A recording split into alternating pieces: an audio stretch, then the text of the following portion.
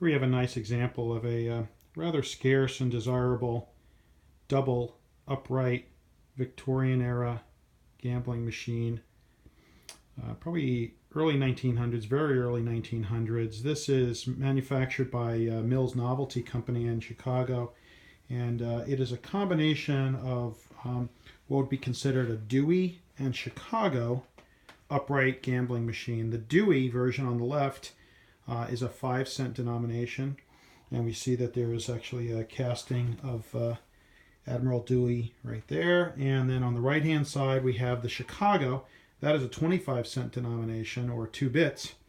And there we have the symbol for Chicago, the I Will woman, who is emblazoned on the wheel there, as well as on the front casting. What's so special about this machine, aside from the fact that it's a double, is the fact that it is in such incredible original condition.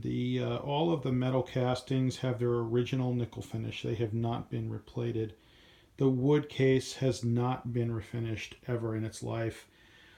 This machine has the original wheels that are in really, really magnificent condition. You see the lithograph on this one on the I Will Chicago side, and then also on this side.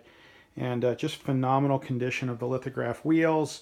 Original back doors, original locks, original keys, all stamped, and even has the original cloth cash money bags that hang from inside to collect the money that flows out of the coin tube. So just a pretty special specimen here in terms of condition. That's just very, very hard to find.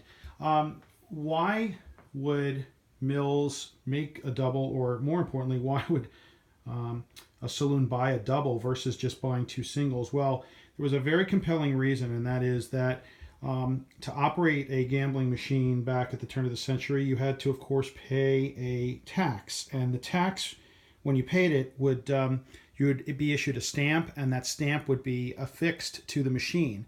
Well, Mills realized that, in fact, the tax, since it was allocated by the machine, by the fixture cabinet, and not by the number of machines within a cabinet, took advantage of that loophole and basically started making double and even triple machines.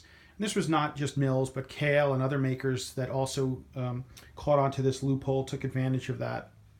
So saloon operators could buy a double and only have to pay for 1 tax stamp. And when you think about a tax stamp costing somewhere in the order of $80 per year back then, it was a considerable savings. So that was the rationale. Unfortunately, not a lot of doubles or multiple machines like this exist anymore. As you might imagine, they're very heavy.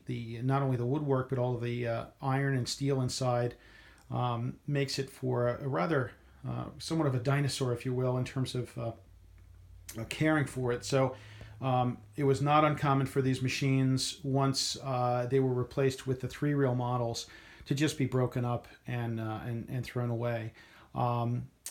Which again just really emphasizes why this machine in particular is such a rare specimen in its condition.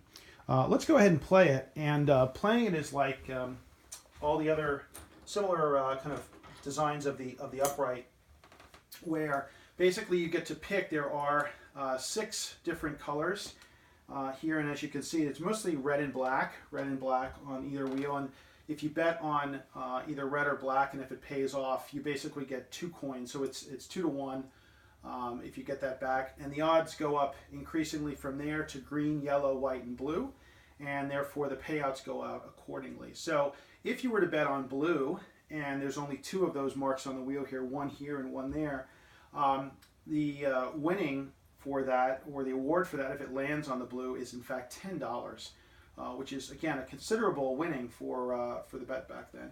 Let's just go ahead and we'll pick green and black this time. We drop the coins in, and then we shift that to the right, and we see them fall into place.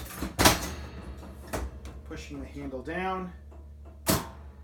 And of course we hit white, unfortunately. We didn't bet on that, but we can see inside here that the areas where we did bet, the colors have risen up on top. Let's go ahead and play it once more, and we'll bet on yellow and green this time. And let's see if we can.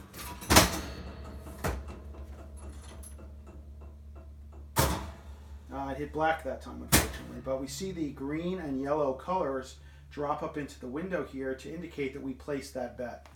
Let's move over to the nickel side, and very similar action here where we can pick, let's say, black and white.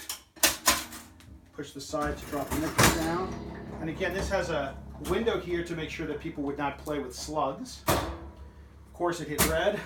We see the green and the white indicator show up in this little window here. That's the sort of the telltale window. That indicates that we did place 2 bets, but unfortunately, since it landed on red, we don't get a payoff. Let's see if we can get a payoff here. We'll go green and black and red.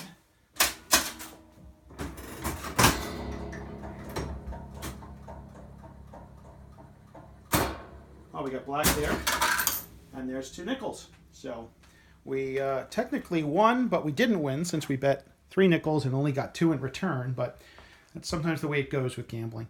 So this is the early 1900s Mills Dewey Chicago double Victorian gambling machine.